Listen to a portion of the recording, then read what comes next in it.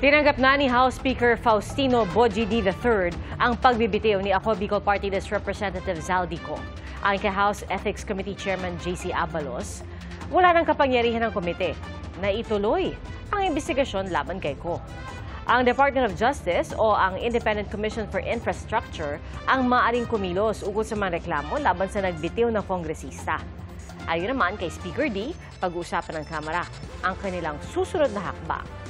Pinuna rin ni D na wala man lang ipinadalang medical certificate si Ko, gayong may kaugnayan sa kalusugan ang dahilan ng kanyang leave.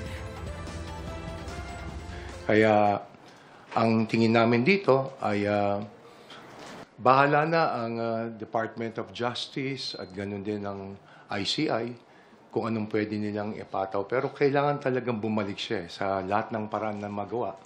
Dapat mapabalik siya at managutan siya sa mga issues laban kay Congressman Zaldico. Mga kapuso, maging una sa saksi. Mag-subscribe sa GMA Integrated News sa YouTube para sa iba't ibang balita.